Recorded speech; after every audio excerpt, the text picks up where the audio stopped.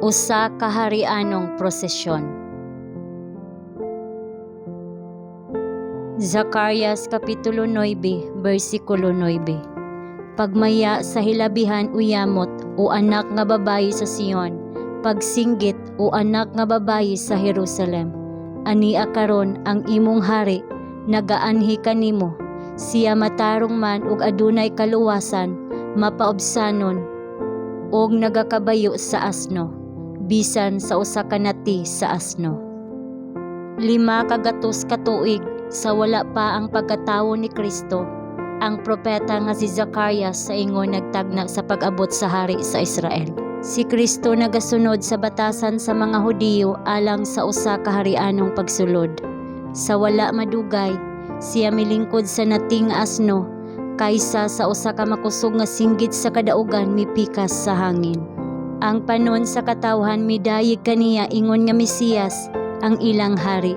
Sila makapangulo sa madaugon nga prosesyon nga walay harianong mga sumbanan, apan ilang giputol ang nagbuklad nga mga sanga sa palma, ang simbolo sa kadaugan sa kinaiyahan, o giwarawara sila sa makusog nga mga pag-awit ug mga hosana.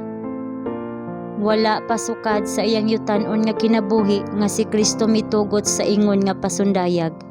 Klaro niyang nakita ang resulta. Kini magdala kaniya ngadto sa cross, apan maoy iyang katuyuan sa dayag ang pagpresentar sa iyang kaugalingon ingon nga manunubos. Siya nagtinguha sa pagtawag sa pagtagad ngadto sa sakripisyo nga mao ang mupurong-purong sa iyang misyon. Wala pasukad nga ang kalibutan nakakita sa ingon niini nga parada sa kadaugan. Dili kini sama sa iladong mga mananakop sa yuta. Walay linya sa nagbangutan nga mga bihag, ingon nga mga tropeyo sa harianong kaisog nga naghimo sa usa ka bahin sa maong talan-awon.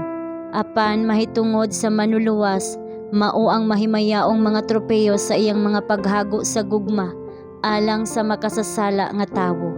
Adunay mga bihag nga iyang giluwas gikan sa gahom ni Satanas nga nagdayig sa Dios alang sa ilang kaluwasan.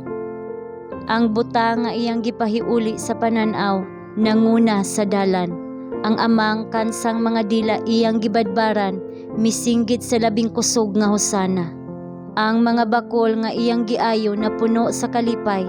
Si Lazarus kansang lawas nakakita sa pagkadunot didto sa lubnganan, apan karon nagmaya sa kusog sa mahimayaong pagkalalaki, naggiya sa mananap nga gisakyan sa manuluwas.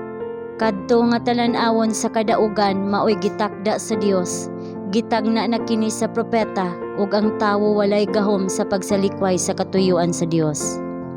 Ingon usab ang mga pari ug mga punuan mosulay sa paghikaw sa yuta sa nagsidlak nga nawong sa adlaw, ingon sa pagtak-op gikan sa kalibutan sa mga silaw sa himaya gikan sa adlaw sa pagkamatarong.